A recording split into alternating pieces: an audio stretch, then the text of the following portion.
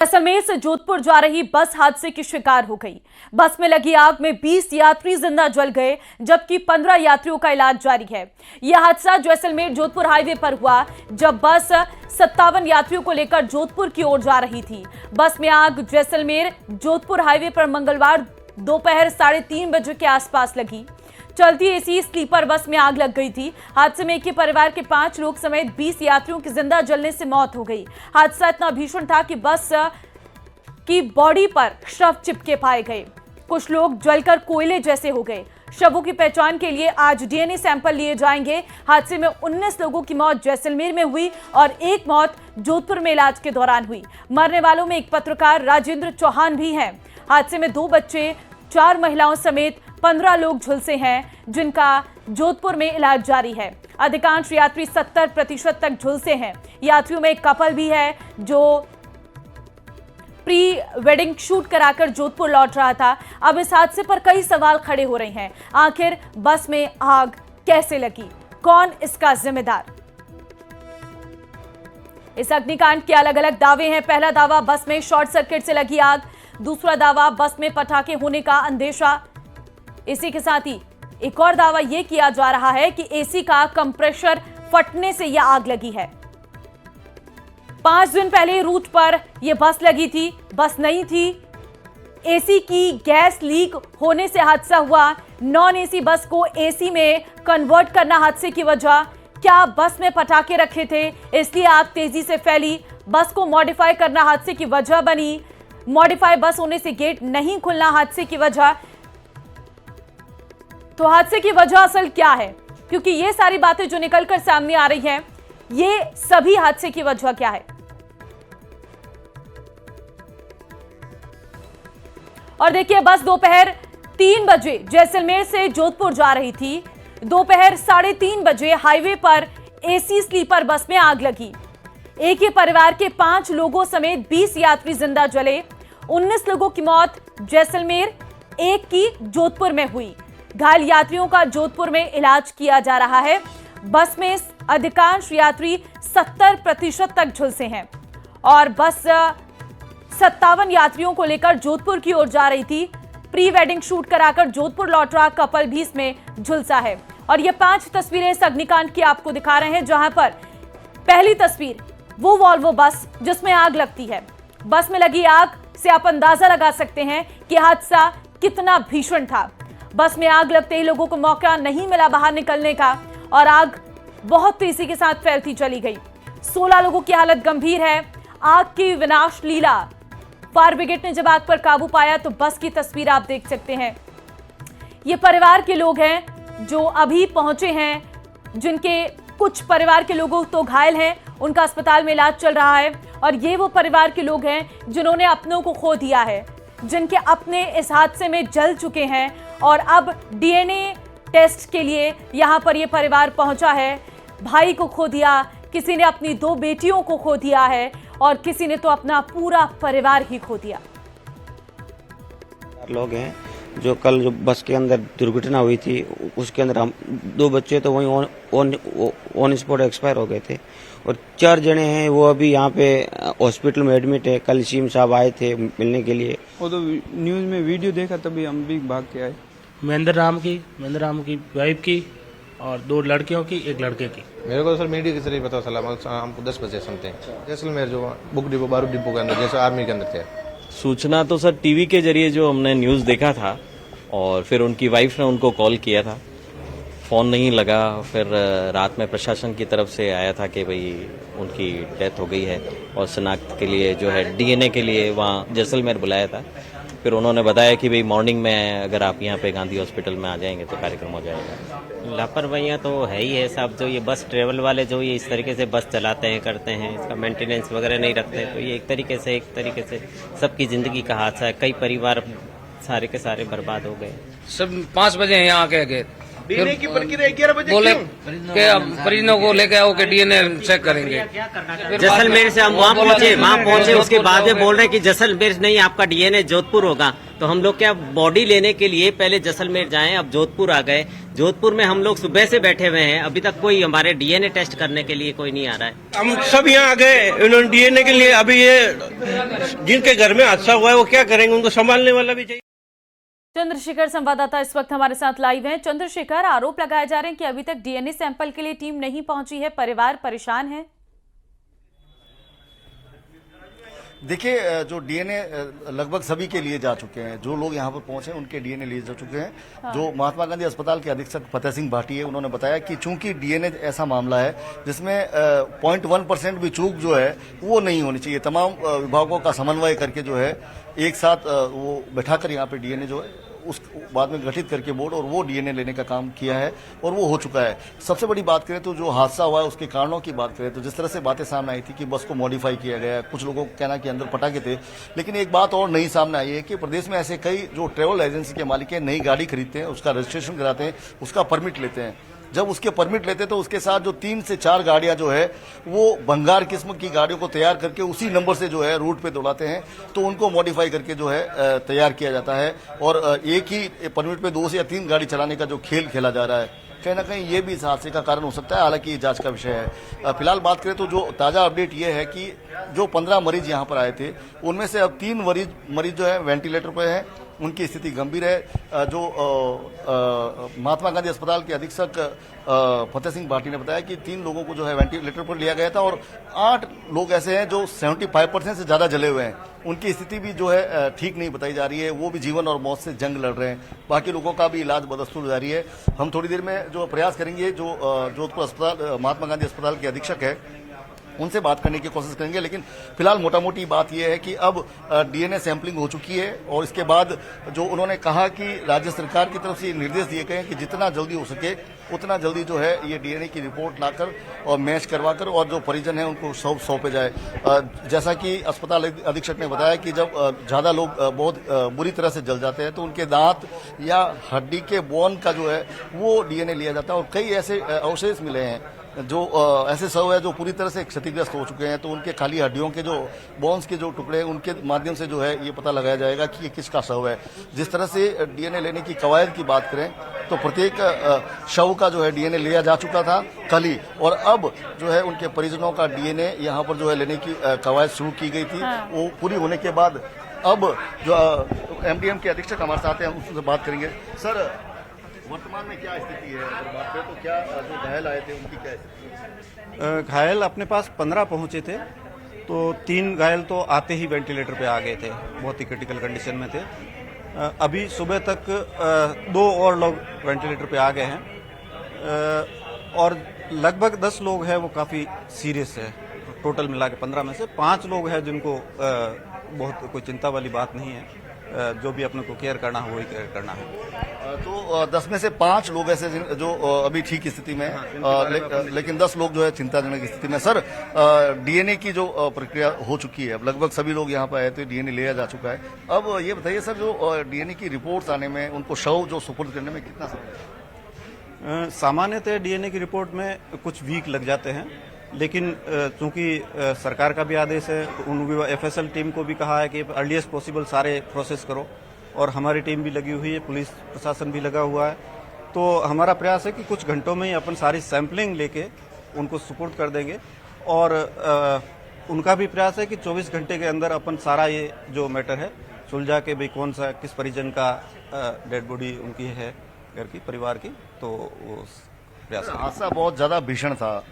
कुछ ऐसे भी शव है जो पूरी तरह से जल चुके हैं, तो उनके जो डीएनए कहाँ से जो कलेक्ट किए? हाँ, सबसे बड़ी समस्या ही डीएनए की इसीलिए आई। अगर आइडेंटिफिकेशन लायक होता तो खाली पोस्टमार्टम करके अपन सौंप सकते थे। कुछ के वास्तव में इतने बर्न हो गए हैं कि केवल कुछ पीसेज बचे हैं, और वो पीसेज भी गाड़ी में जैसे किसके साथ में भी आ सकते हैं, 2 के 3 के, इस तरह से भी हो सकते हैं। तो उन पीसेज से ही अपन डीएनए लेंगे, और जो आइडेंटिफाई किया गया कि ये लोग संभावित उस गाड़ी में थे और उनके परिजन हैं, तो उन परिजनों का अपन डीएनए लेंगे और फिर उनका मिलान करेंगे। तो जिस परिजन से भी उनका मिलेगा तो वो निश्चित रूप से उन्हीं का व्यक्ति था। सर, महात्मा गांधी अस्पताल बर्न इंजरी के इलाज में जो है महारत हासिल रखता है। जो 75% से ज्यादा जले हुए लोग हैं उनके सरवाइव करने के क्या चांसेज है, कितने परसेंट?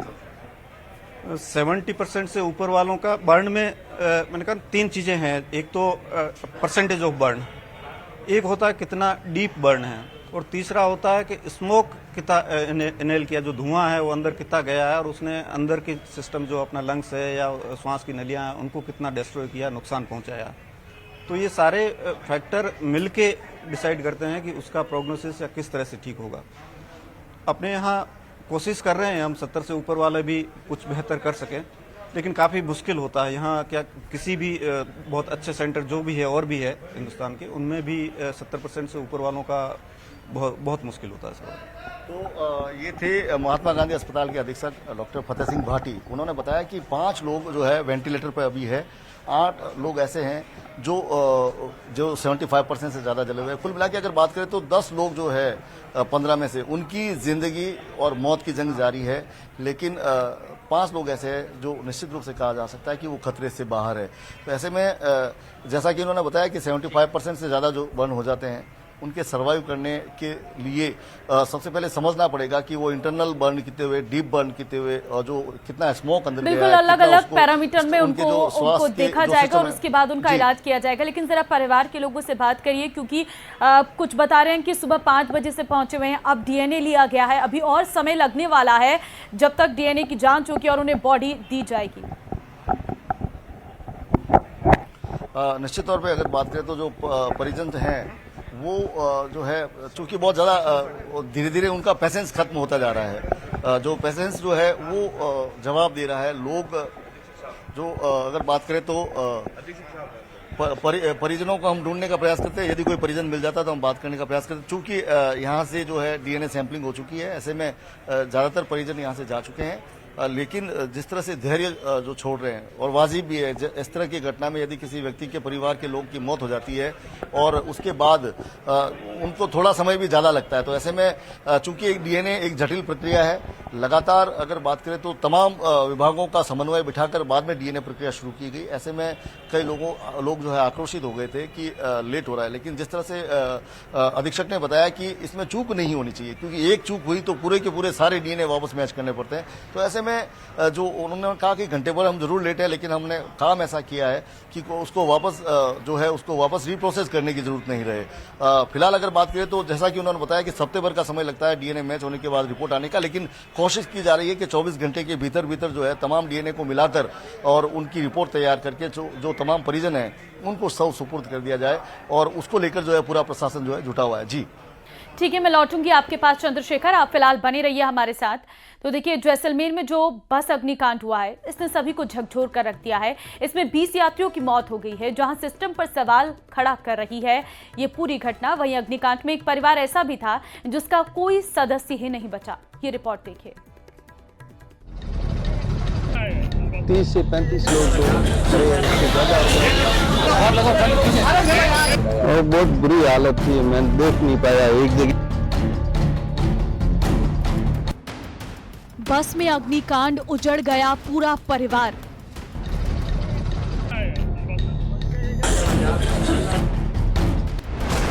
चलती बस में आग, यात्रियों की टूटी सांस। 20 यात्रियों की मौत, कौन जिम्मेदार?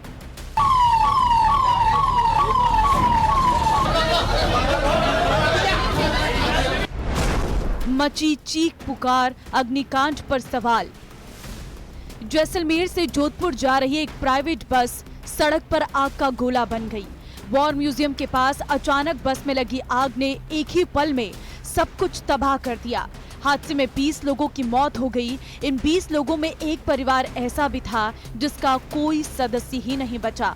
जोधपुर के सेतरावा निवासी महेंद्र मेघवाल का परिवार भी इसी बस में था और अपने परिवार के साथ गांव आ रहा था, लेकिन रास्ते में अग्निकांड का शिकार हुई बस में सब कुछ खत्म हो गया। बस में महेंद्र मेघवाल के साथ उनकी पत्नी पार्वती, बेटी खुशबू, दीक्षा, बेटा शौर्य। लवारा निवासी महेंद्र मेघवाल आर्मी में तैनात थे और जैसलमेर में सेवारत थे। महेंद्र पूरे परिवार के साथ दिवाली की छुट्टी मनाने घर जा रहे थे। उन्हें क्या पता था कि जिस बस में वो सवार होकर निकले हैं वो उनका आखिरी सफर होगा। बताया जा रहा है कि महेंद्र मेघवाल जैसलमेर की इंदिरा कॉलोनी में रहते थे। प्रत्यक्षदर्शियों ने बताया कि घटना के दौरान यात्रियों में चीख पुकार मच गई। कई पैसेंजर जार मचाने के लिए बस से नीचे कूद पड़े। आगजनी की सूचना पर पुलिस और एम्बुलेंस मौके पर पहुंची और करीब 10 एम्बुलेंस से 16 घायलों को जोधपुर के एमजीएच अस्पताल पहुंचाया गया।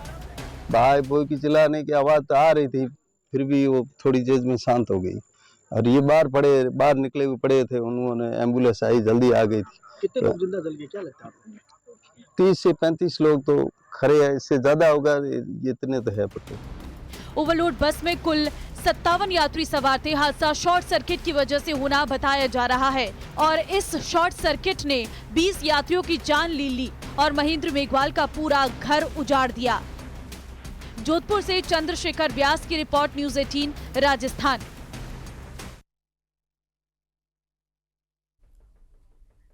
तो एक पूरा परिवार इस हादसे में जिसकी जान चली गई। केंद्रीय मंत्री गजेंद्र सिंह शेखावत ने भी इस पूरी घटना पर बयान दिया। सुनवाते हैं आपको। चलते हुए लगभग 20 लोग काल कबलित हो गए, अनेक लोग घायल हुए हैं। 16 लोगों को जोधपुर के अस्पताल में भर्ती कराया गया है। मृतकों के प्रति, उनके परिवार के प्रति हार्दिक संवेदनाएं व्यक्त करते हुए जो घायल हुए हैं उनको ईश्वर शीघ्र स्वास्थ्य लाभ प्रदान करे, उनके कष्टों से उनको मुक्त करे और वो वापस ठीक होकर के घर जाएं, ऐसी उन सब के लिए ईश्वर से प्रार्थना करता हूं। तो देखिए, परिवार जिनके अपने यहाँ अस्पताल में भर्ती हैं वो अब पहुँच रहे हैं और घायलों की स्थिति, क्योंकि कुछ घायल ऐसे हैं जिनकी हालत काफ़ी गंभीर है। बताया जा रहा है कि 5 से 7 लोग ऐसे हैं जिन्हें वेंटिलेटर पर शिफ्ट किया गया है। चंद्रशेखर हमारे साथ लगातार अस्पताल से ही लाइव हमारे साथ जुड़े हुए हैं। चंद्रशेखर, देखिए परिवार के लोग पहुँच रहे हैं लगातार, उनका तो बुरा हाल है यहाँ पर, क्योंकि कई घायल ऐसे आप बता रहे थे अभी यहाँ पर अधीक्षक, अस्पताल अधीक्षक, की उन्हें वेंटिलेटर पर शिफ्ट कर दिया गया है। स्थितियां हर दिन के साथ बदलती नजर आ रही हैं। बिल्कुल, अगर बात करें तो जोधपुर जो 15 घायलों को लाया गया था उनमें से 3 घायलों को कल रात को ही वेंटिलेटर पर ले लिया गया था। 2 को तो लाते ही ले लिया गया था और 1 को उसके बाद लिया था। सुबह 2 और घायलों को जो है वेंटिलेटर पर लिया गया है। इसके अलावा 5 ऐसे घायल हैं जो 75% से ज़्यादा जले हुए हैं, यानी कि 10 ऐसे लोग हैं जो जिंदगी और मौत की जंग लड़ रहे हैं। 75% से ज़्यादा जलने का मतलब है कि बहुत मुश्किल होती है ऐसे लोगों को रिकवर करने में। तो ऐसे में अस्पताल प्रशासन लगातार जुटा हुआ है। जैसा कि महात्मा गांधी अस्पताल के अधीक्षक फतेह सिंह भाटी ने बताया कि जब कोई व्यक्ति जल जाता है तो 3 चीज़ें होती है जो उसकी ज़िंदगी को तय करती है। सबसे पहले वो कितना जला है, कितना डीप बर्न हुआ है, स्मोक उसके शरीर में कितना गया और इंटरनल जो रेस्पिरेटरी सिस्टम है उसको कितना जो है उसने क्षतिग्रस्त किया है। इन तमाम चीज़ों की जो है धीरे धीरे तुरंत जानकारी नहीं मिलती है। जब इलाज के दौरान धीरे धीरे जानकारी मिलती है तब पता चलता है कि यह नुकसान जो है इसको हुआ है। तो ऐसे में जो तमाम लोग हैं उनको उनका इलाज जारी है, लेकिन कहीं ना कहीं कहा जा सकता है कि 10 लोग ऐसे हैं जो मौत के मुहाने पर खड़े हैं। डॉक्टर लगातार प्रयास कर रहे हैं कि उन्हें बचा लिया जाए। और साथ ही अगर बात करें तो डीएनए की बात जो थी, तमाम शव के जो परिजन थे जो शव लेने यहाँ पहुंचे थे उन परिजनों के डीएनए लिए जा चुके हैं। सामान्यतः उन्होंने बताया कि सप्ताह भर का समय लगता है डीएनए रिपोर्ट आने में, लेकिन जो चूंकि राज्य सरकार का आदेश है और साथ ही मेडिकल डिपार्टमेंट खुद ये प्रयास कर रहा है कि 24 घंटे के भीतर तमाम औपचारिकताएं जो है पूरी करके रिपोर्ट सामने आ जाए और प्रत्येक शव और परिजन को चिन्हित करके उनको शव जो है सुपुर्द कर दिया जाए। हालांकि सुबह करीब घंटा 1.5 घंटा डीएनए लेने की प्रक्रिया को लेट हुआ था, जिससे कई लोग आक्रोशित हो गए थे। लेकिन जो फतेह सिंह भाटी अधीक्षक है उन्होंने बताया कि चूंकि डीएनए एक ऐसा मामला है, बिल्कुल चंद्रशेखर, उसमें बहुत सावधानी बरतने की बहुत जरूरत होती है और इसी वजह से कहीं ना कहीं समय लग रहा है। लेकिन सबसे बड़ी बात है वो घायल परिवार के लोग जो यहाँ पर मौजूद हैं, क्योंकि आपने कई लोगों से बात भी की है जिनका ये कहना था कि मेरी 2 बेटियां अंदर घायल स्थिति में है।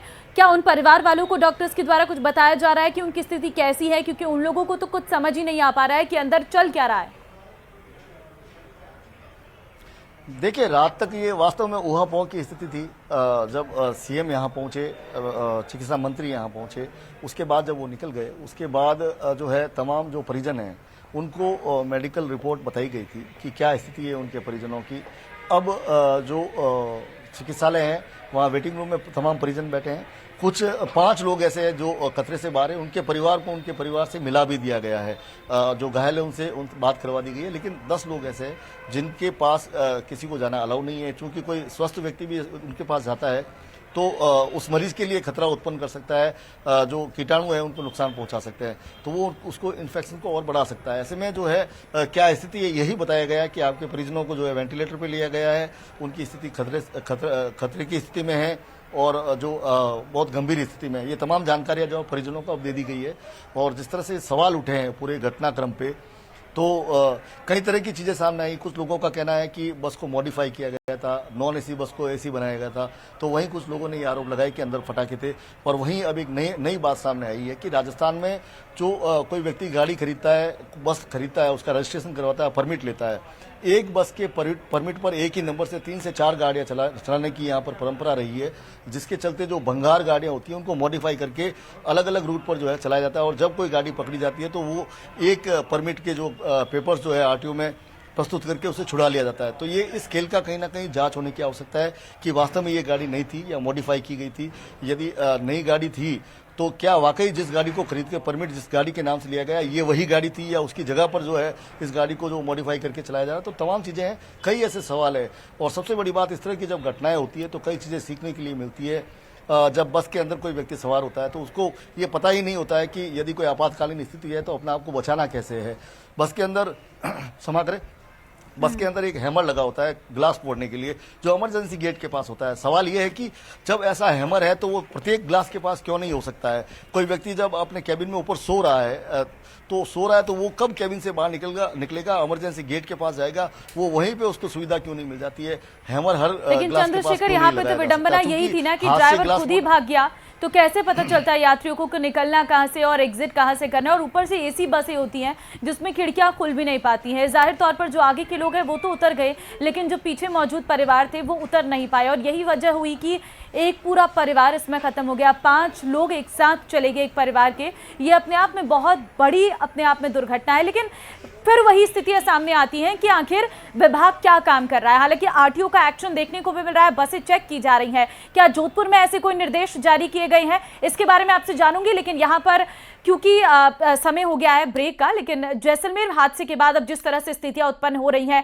अभी डीएनए टेस्ट किए गए हैं, इसके बाद आगे जो है इस पूरे मामले की जांच की जाएगी। खबर पर वापस